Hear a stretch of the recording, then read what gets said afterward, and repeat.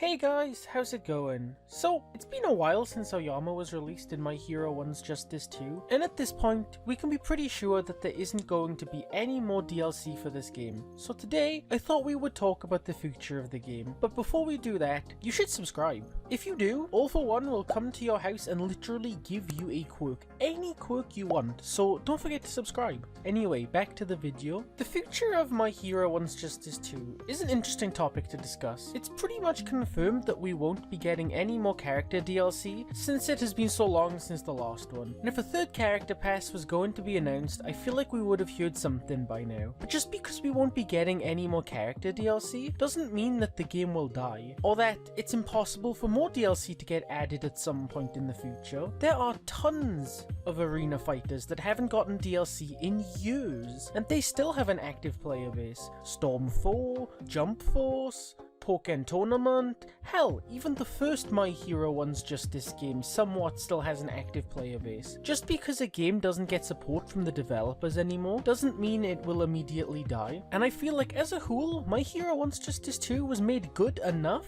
that it will be around for a long time. Or until My Hero One's Justice 3 gets announced. Please, Viking, please just announce the game, we need it.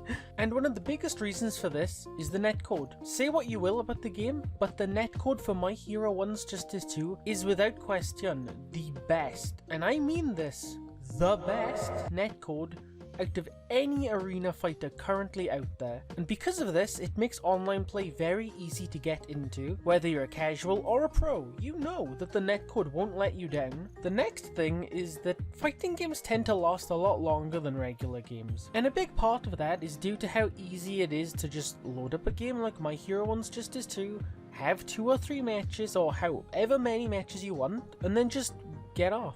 As opposed to something like Destiny 2, where if I'm planning on doing a raid, I need to dedicate at least 4 hours or more to it. There are no time restrictions with fighting games, and you can spend as long or as little time as you want on them.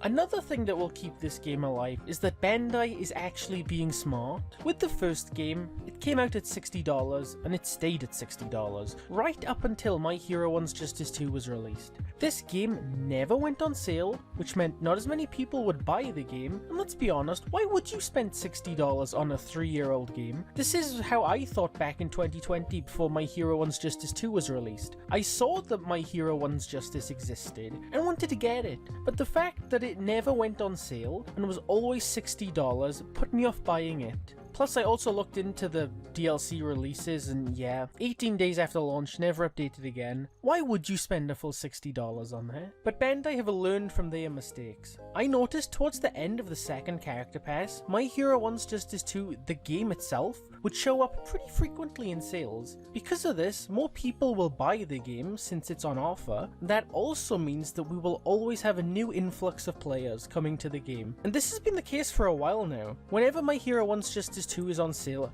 there are always new players on the game. By doing this, Bandai will pretty much always have a player base for My Hero One's Justice 2, and it will be this way for years to come if Bandai keep doing this. The next thing that will keep My Hero One's Justice 2 alive is that the game is genuinely fun. Characters' moves flow nicely together. It's one of those games where you can actually feel yourself get better as a player as time goes on, and win or lose, there's always something new you can learn, or a new character to try out. This is where a game like Demon Slayer fails miserably. Yes, mechanically, the game may be good, but good doesn't always mean fun. At higher levels of play, which 90% of the player base is for that game because they're all sweaty tryhards, the game is not fun at all. So unless you fight like your family is being held by Muzan himself, you're probably not going to enjoy this game. And yeah, you could say the same about a lot of pro players being on My Hero One's Justice 2, but for every 5 pro players that are online at once, there are also 20 to 30 casual players, so you won't get stuck fighting tryhards every single match. And the final thing that will keep the game alive is the community. Despite what people say, the My Hero One's Justice 2 community is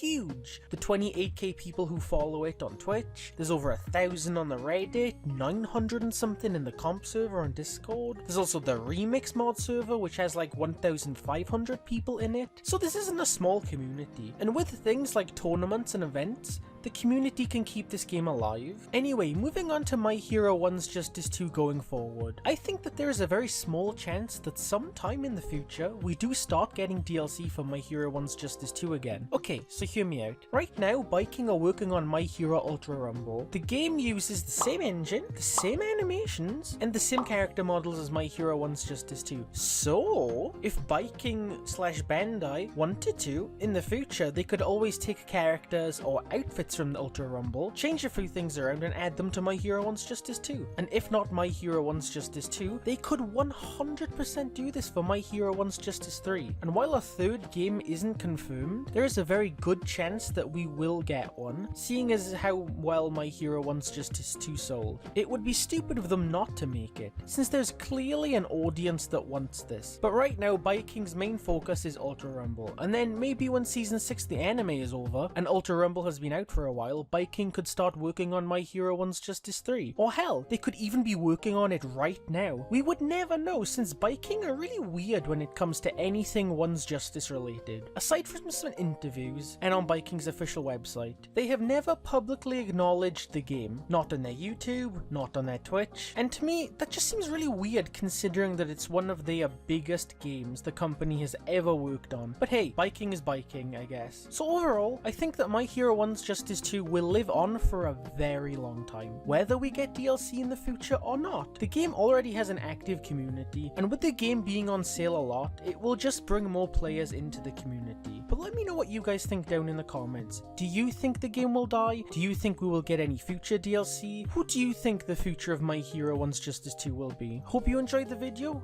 thank you for watching, and I will see you next time.